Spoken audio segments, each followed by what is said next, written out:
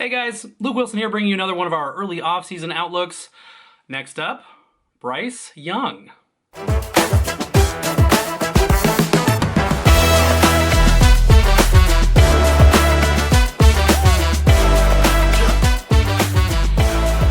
Yes, and what a year it was for young Bryce Young in his NFL debut, wasn't it?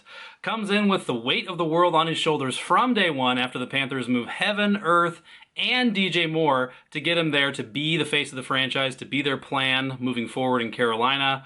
They seemingly install a pretty young quarterback-friendly head coach and staff in Frank Reich. They seem to have maybe something of a plan here. And the results are a non-stop horror show. It takes Bryce Young 16 games to get to a pitiful 2,877 yards passing, 11 passing touchdowns, 10 interceptions. He has one game all season where he goes over 250 yards passing. He has 2 games all season in the top 16 at quarterback in fantasy football. Yikes. So yeah, a rookie season like that from the number 1 overall pick is always deeply concerning. It would be unforgivable if we did not have a very good cover story for it. Luckily, we had a few, all right?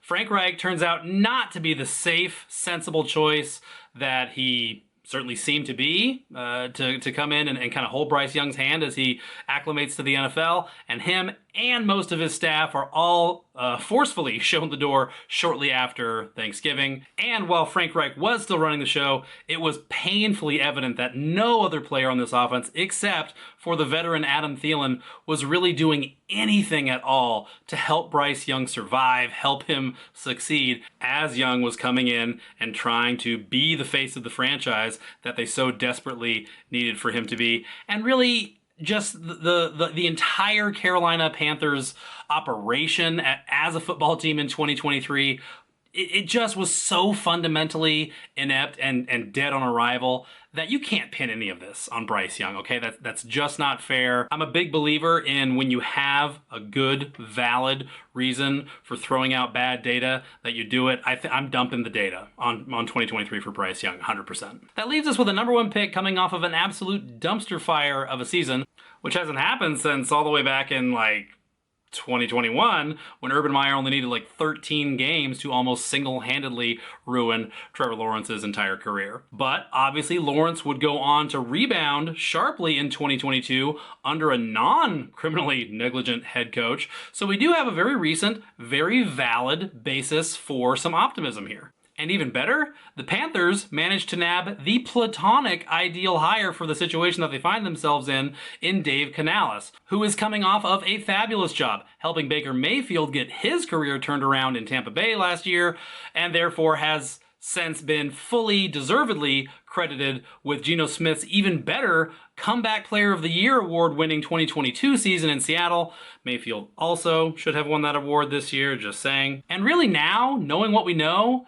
it's fair to assume that Canales had a fairly big hand in us thinking that Russell Wilson was so elite for all those years in Seattle prior to Geno being there. So the Panthers have their fixer, therefore Young should have 30 touchdowns pretty much locked up for 2024 right now, right?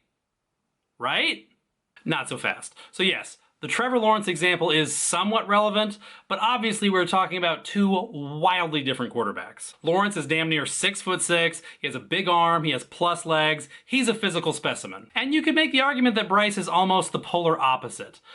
He's going to be the shortest starting quarterback in the NFL week 1 next year, not named Kyler. And while his arm strength and his mobility, his legs, are NFL caliber, he's never going to live and die by those traits, like a Josh Allen. So with Bryce Young, we are talking about a quarterback who absolutely needs at least quality talent, a quality supporting cast, if he's going to be truly fantasy relevant. And the Panthers still have huge question marks throughout this offense and no first-round pick with which to do anything about that, since their 2-15 finish in 2023 turned their other first-round pick that they sent to Chicago in the Bryce Young trade into Caleb Williams. Whoops. Plus, and this is definitely getting into the weeds a little bit, but David Tepper bought the Panthers in the summer of 2018. They proceeded to go 7-9 that fall, and the team's really only gotten worse every season since. They're now 31-68 in the 6 seasons under Tepper's ownership. I really think it's fair at this point to question the culture of this organization as a whole. It seems like Tepper has really presided over a pretty toxic atmosphere in Carolina since he came on the scene there.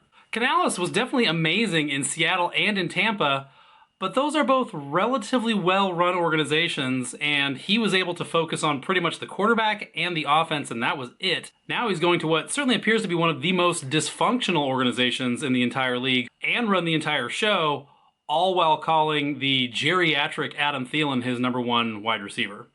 So how much do you trust Dave Canales? Making matters worse, Young's trade market in dynasty leagues was already stubbornly, doggedly high because of the extreme draft capital used on him by the Panthers in 2023. And the Canales hire has sent it into full-blown recovery just in the few weeks since Canales was named the Panthers' new head coach. So yeah, now to acquire him in trade in dynasty leagues, you're going to have to give up something pretty close to what you would have to give up to go get like Jared Goff or to go get Tua Tagovailoa. And that's way too rich for my blood in all but the most galaxy-brained of rebuild scenarios in dynasty leagues. The early offseason outlook for Bryce Young is that he is truly a hold.